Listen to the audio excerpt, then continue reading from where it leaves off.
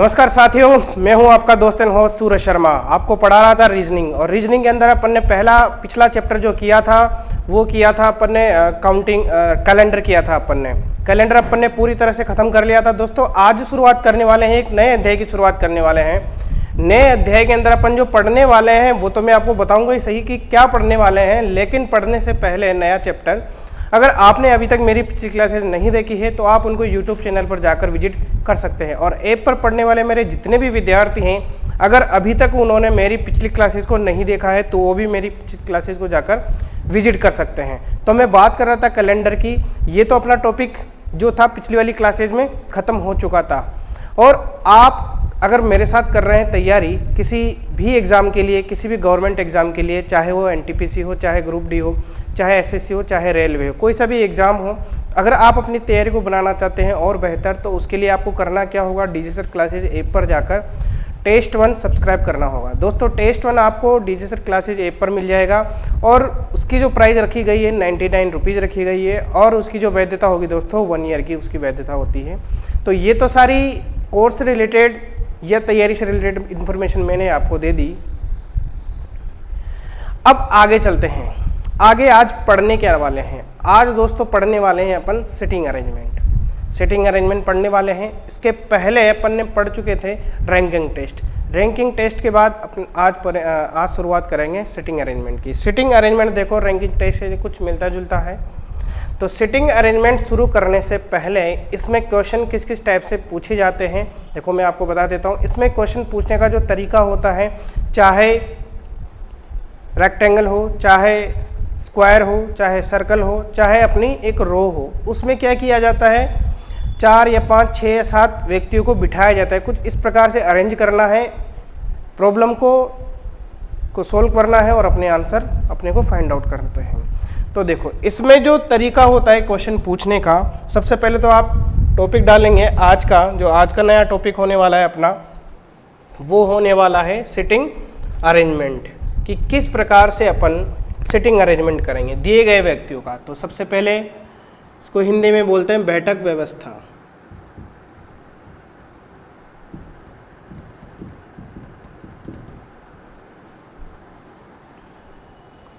क्या नाम है इसका? बैठक व्यवस्था।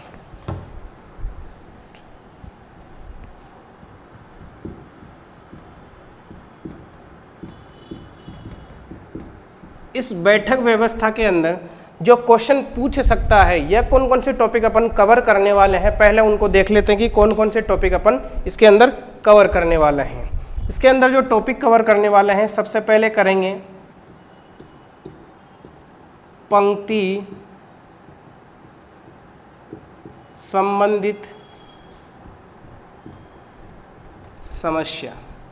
सबसे पहले एक रो के अंदर व्यक्ति को बिठाया जाएगा। उसके बाद जो पढ़ेंगे अपन वृत्त संबंधित समस्या। तीसरा जो अपन करेंगे आयत व वर्ग संबंधित समस्या। दोस्तों ये सारे टाइप के अपन क्वेश्चन आज करने वाले हैं। सिटिंग अरेंजमेंट के अंदर सबसे पहले पढ़ने जा रहे हैं अपन पंक्ति संबंधित समस्याएं।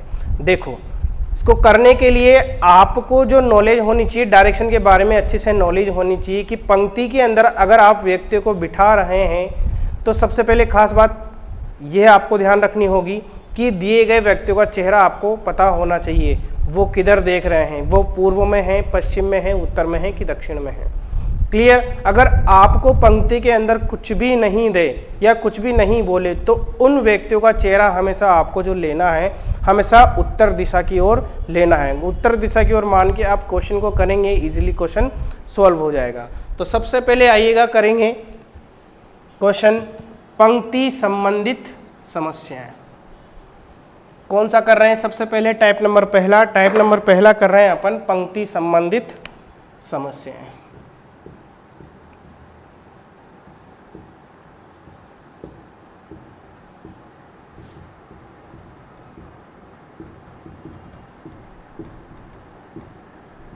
चलेगा, क्वेश्चन से समझते हैं कि क्वेश्चन किस प्रकार से पूछा जाता है।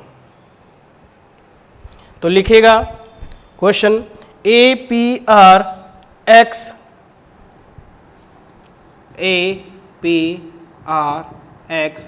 S तथा Z एक पंक्ति में बैठे हैं।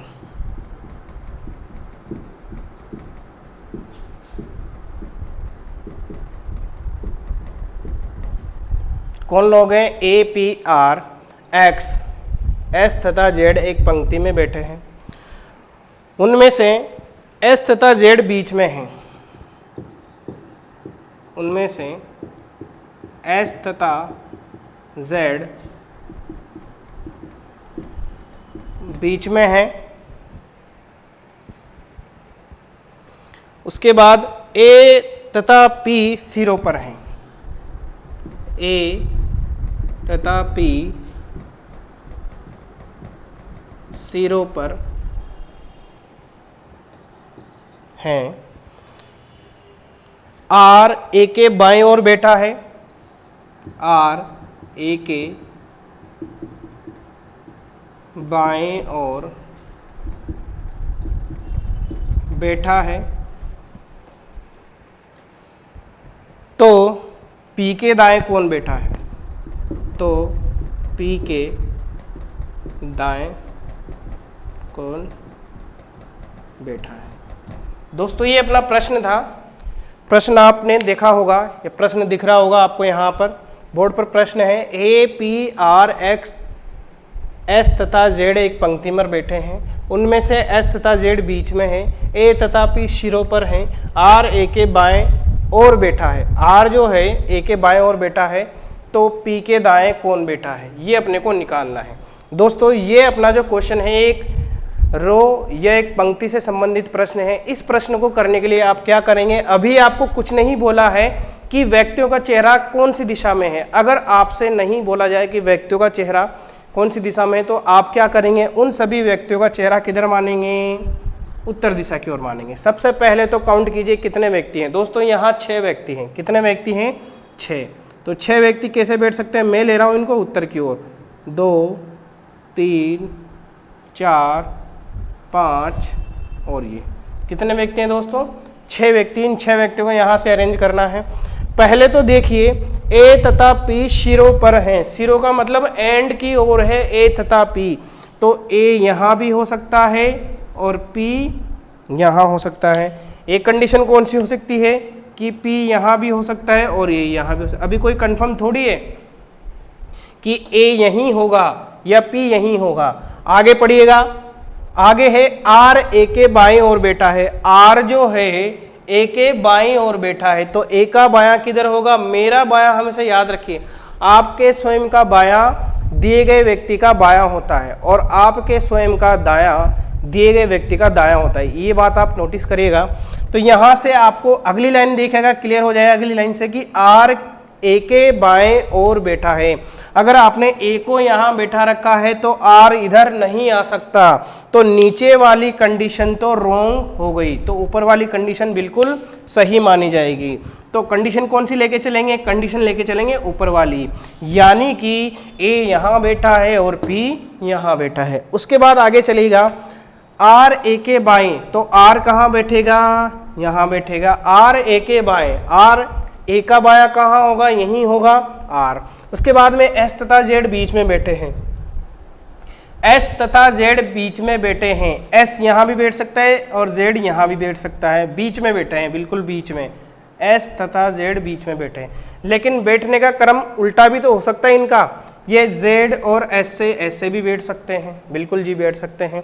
बचा एक व्यक्ति, कौन? X। X कहाँ बैठा है? यहाँ बैठा है। अभी S और Z की 2 कंडीशन है, S और Z को कहीं भी बिठाया जा सकता है। उसके बाद P के दाएं कौन बैठा है अपने को निकालना है। क्या निकालना है? P के दाएं कौन बैठा है। दोस्तों P के दाएं कौन बैठेगा? P के दाएं जो बैठेगा हमेशा कौन बैठेगा? X बैठेगा। इसका आंसर क्या होगा? इसका जो आंसर होगा P का दाएं, P के दाएं X होगा।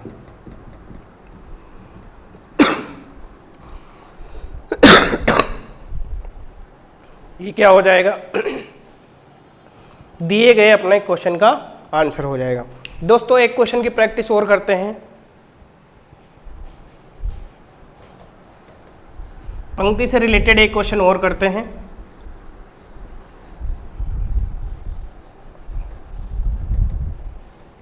अगला क्वेश्चन देखिएगा,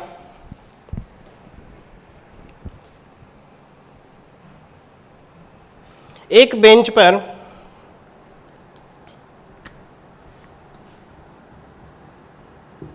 एक बेंच पर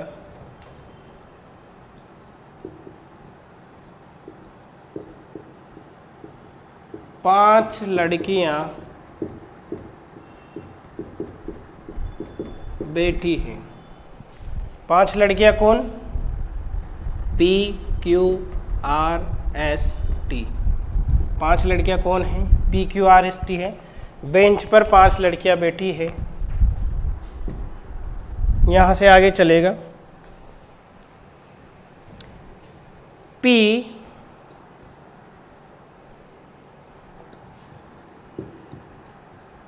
Q के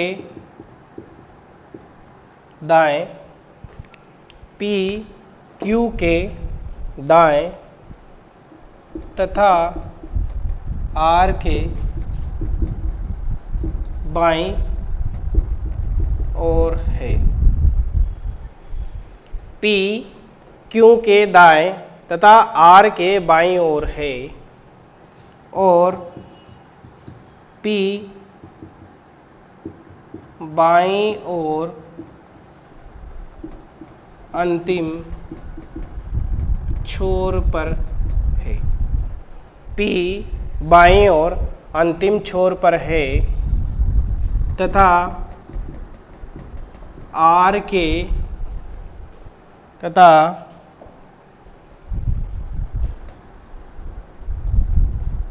Q के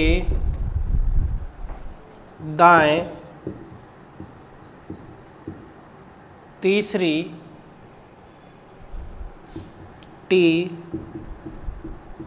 बैठी है तो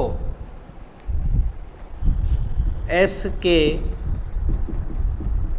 बाएं दूसरा कौन होगा? दोस्तों ये आपका प्रश्न है। प्रश्न क्या है आपका? प्रश्न है एक बेंच पर पांच लड़कियां बैठी है, P Q R S T। P Q के दाएं, P Q के दाएं या P के दाएं Q, ऐसा कीजिए, P के दाएं Q तथा R के बाईं ओर है। P के दाएं Q तथा R के बाईं ओर है। ये तथा किसके लिए आया है? तथा इसके लिए आया है, Q के लिए, यहाँ पर। उसके बाद और P बाईं ओर अंतिम छोर पर है तथा Q के दाएं तीसरे T बैठी है तो S के बाएं दूसरा कौन होगा? ये आपको निकालना है।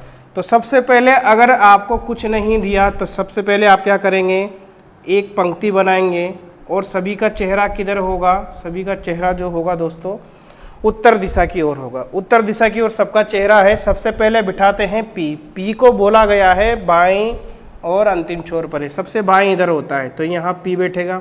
उसके बाद P के दाएं Q यहाँ बैठ जाएगा तथा R के बाईं ओर है। R के बाईं ओर कौन है? Q है, तो R कहाँ बैठेगा? R यहाँ बैठेगा। उसके बाद Q के दाएं तीसरी T बैठी है। Q का दाएं किधर होगा? इधर होगा। 1 2 3 यहाँ T हो गया तो S कहाँ बैठेगा? फिर S यहाँ बैठेगा। सब बैठ चुके हैं और आपसे पूछा क्या गया है, S के बाएं दूसरा कौन होगा? S के बाएं 1 2 दूसरा कौन होगा? Q। तो इसका आंसर क्या हो जाएगा? Q इसका आंसर हो जाएगा दोस्तों। क्या हो जाएगा? Q इसका आंसर हो जाएगा। दोस्तों और भी ऐसे क्वेश्चन हैं जो पूछे जाते हैं आपसे पंक्ति से रिलेटेड, तो इसको मैं रफ कर रहा हूं।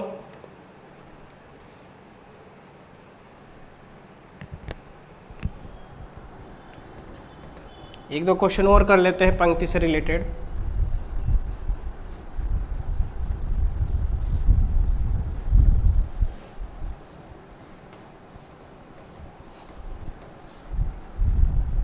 अगला क्वेश्चन लिखिएगा,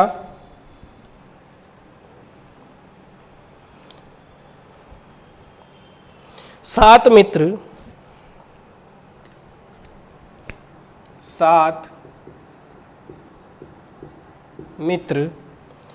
ए B C D E F, A B C D E F व जी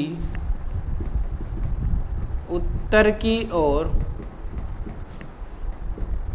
मुंह करके एक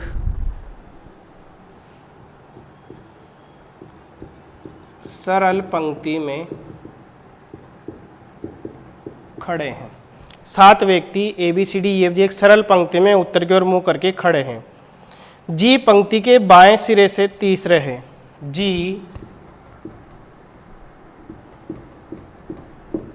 पंक्ति के बाएं सिरे से तीसरे स्थान पर है। दोस्तों क्या करिएगा, तीसरे स्थान पर है। जी पंक्ति के बाएं सिरे से तीसरे स्थान पर है। उसके बाद सी पंक्ति के सिरे पर नहीं है। सी पंक्ति के सिरे पर नहीं है तथा बी सी के दाएं ओर पांचवा है। तथा बी सी के दाईं ओर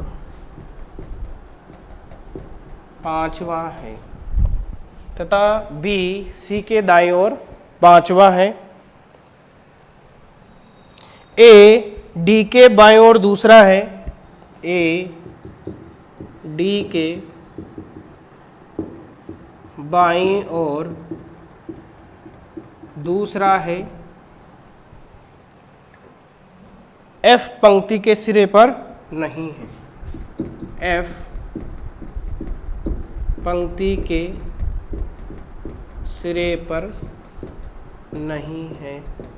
तो अब ये एसएससी और रेलवे में तो एक एक नंबर में पूछा जाता है, लेकिन बैंकिंग के अंदर जब भी सिटिंग अरेंजमेंट या पजल टेस्ट का क्वेश्चन आपसे पूछा जाएगा तो कम से कम दोस्तों इससे 4 या 5 क्वेश्चन आपसे पूछे ही जाते हैं। तब जाके ये पजल आप अगर ये पूछी जाएगी तो 4 या 5 नंबर में पजल पूछी जाती है। सिटिंग अरेंजमेंट भी पूछा जाएगा तो 4 या 5 नंबर में पूछा जाता है। लेकिन एसएससी और बैंक के अंदर या रेलवे के अंदर ये जो पूछा जाएगा 1 मार्क्स के अंदर पूछा जाएगा। दोस्तों मैं आपको एक एडवाइस देना चाहता हूँ, अगर आप एसएससी बैंक या रेलवे की प्रिपरेशन कर रहे हैं, अगर ये क्वेश्चन आपका आ रहा है सिर्फ और सिर्फ 1 नंबर का, तो दोस्तों इसको बनाने में काफ़ी टाइम खर्च हो जाता है। स्टूडेंट्स का काफ़ी टाइम इसमें खर्च हो जाता है इस प्रॉब्लम को बनाने में। तो एक सजेशन है, सबसे पहले आप क्या करेंगे, ऐसे कोई क्वेश्चन आ रहे हैं, बड़ी बड़ी लैंग्वेज आ रही है, तो सबसे पहले आप इनको स्किप करिए, उन क्वेश्चन को करिए जो इजी लैंग्वेज में हो और इजीली सॉल्व हो जाएंगे। क्योंकि क्या होता है, आप टफ क्वेश्चन करेंगे उसका भी सेम इक्वल मार्क्स है, और जब इजी क्वेश्चन करेंगे तो उसका भी इक्वली मार्क्स मिलने वाला है आपको। तो आप कोशिश करिए जो क्वेश्चन आपसे जल्दी बन जाए उन क्वेश्चन को पहले कीजिए, और जो लेंथी क्वेश्चन है उनको आप टाइम अगर आपके पास बच रहा है तो उनको बाद में कीजिएगा। तो इसको सोल्व करते हैं। तो इसमें 4-5 क्वेश्चन पूछे जा सकते हैं कि ए और बी के बीच में कितने व्यक्ति हैं। सबसे पहला क्वेश्चन ये है, ए व बी के मध्य व्यक्ति। एक तो ये क्वेश्चन पूछ लिया आपसे। दूसरा क्वेश्चन क्या पूछ लिया आपसे, दूसरा पूछ लिया कि पंक्ति पर के सिरों पर खड़े व्यक्तियों का युग्म कौन सा है, ये भी आपसे पूछा जा सकता है। थर्ड जो आपसे पूछा जाता है कि बताइए दी गई व्यवस्था के अनुसार ठीक बीच में कौन है। ठीक बीच में कौन है, ठीक बीच में कौन है, ये भी आपसे पूछा जाता है। और आपसे पूछा जाता है ये ऑप्शन देके बताइए निम्नलिखित विकल्प में से ऐसा कौन सा है जो दी गई व्यवस्था का अनुसरण नहीं करता है, यानी कि कुछ ना कुछ अरेंजमेंट लगता है उनमें, वो आपको चेक करना पड़ेगा। सबसे पहले इसको सोल्व करते हैं। एक 7 व्यक्ति हैं दोस्तों, एक पंक्ति में कितने व्यक्ति हैं, 7 व्यक्ति हैं। ये 7 व्यक्ति बना दीजिए सबसे पहले।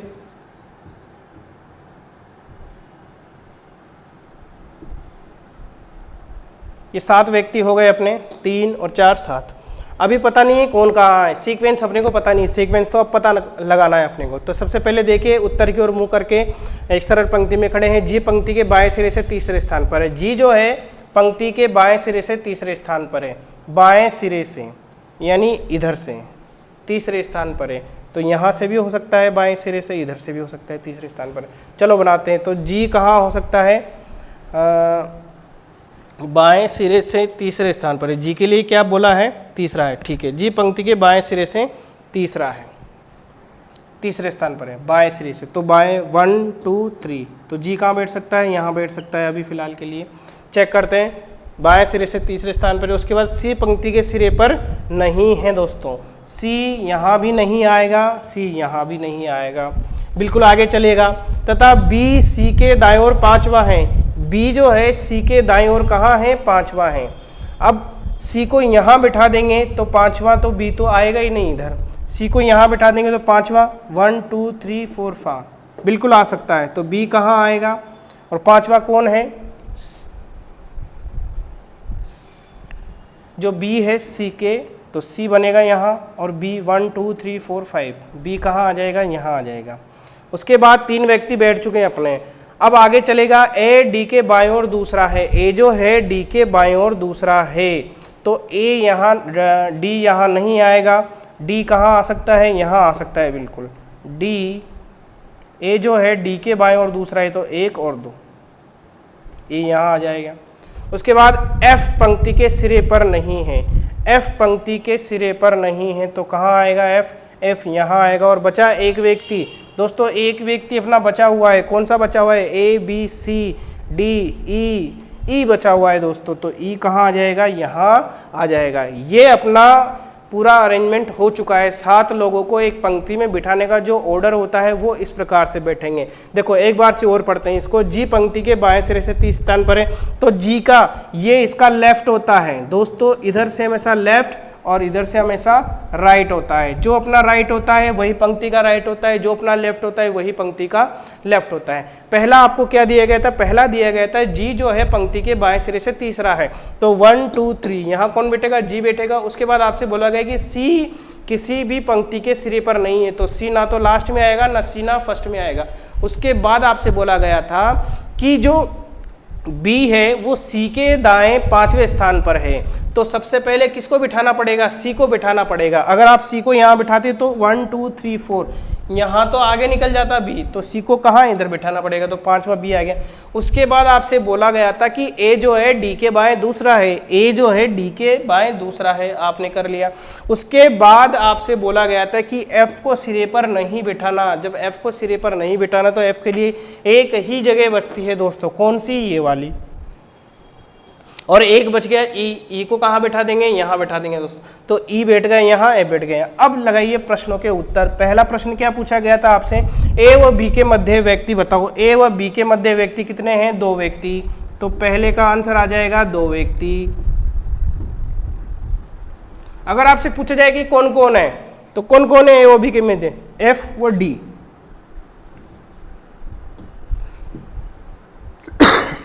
दूसरे का आंसर ठीक बीच में कौन है। ठीक बीच का मतलब ये होता है कि लेफ्ट और राइट से बराबर जगह छोड़ो, तो लेफ्ट से 3 राइट से भी 3, ए। ठीक बीच में कौन है, ए, ए ठीक बीच में है। तो दोस्तों ये दिए गए प्रश्न थे, उनके आंसर हो जाएंगे। क्लियर। और आपसे ये भी पूछा जाता है कि बताइए सिरों पर बैठने वाले का पेयर बताइए, तो सिरों पर कौन कौन है, बी व ई, बी व ई है।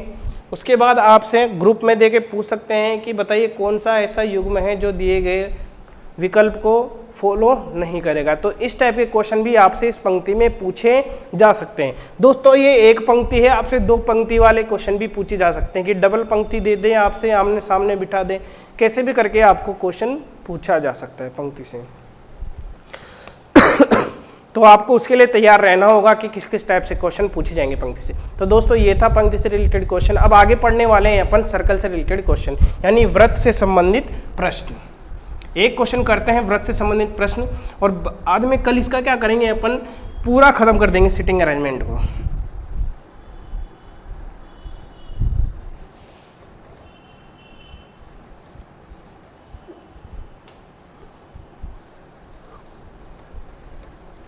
तो नेक्स्ट करने जा रहे हैं अपन व्रत से संबंधित प्रश्न।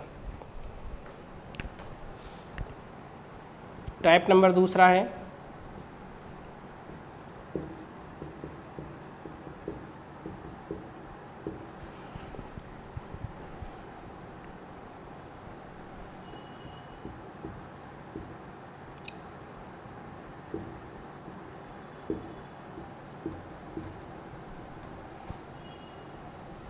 व्रत से संबंधित प्रश्न।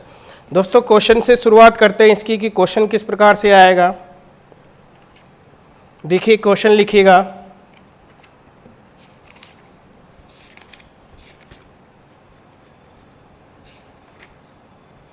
लिखिए 6 व्यक्ति A B C D E F एक व्रत में खड़े हैं।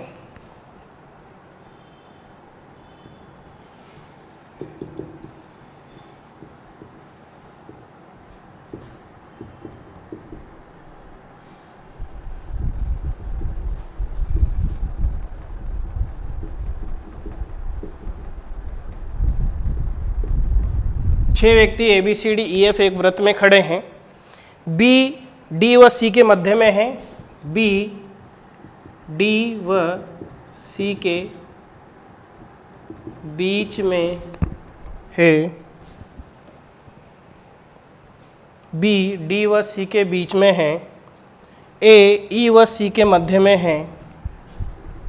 ए ई व सी के मध्य में है।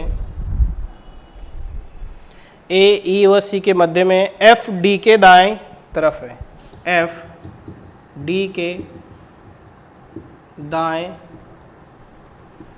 तरफ है। तो ए व एफ के मध्य कौन है? तो ए व एफ के मध्य कौन है? दोस्तों इसको देखिएगा, सिंपल सा प्रश्न लिया है। जब नेक्स्ट इसके क्वेश्चन करेंगे तो और अच्छे क्वेश्चन करेंगे। देखो इसको करना कैसे है। 6 व्यक्ति हैं, एक व्रत के अंदर खड़े हैं। व्रत के अंदर खड़े हैं। अभी इस क्वेश्चन में आपको फिलहाल के लिए कुछ नहीं बोला गया है।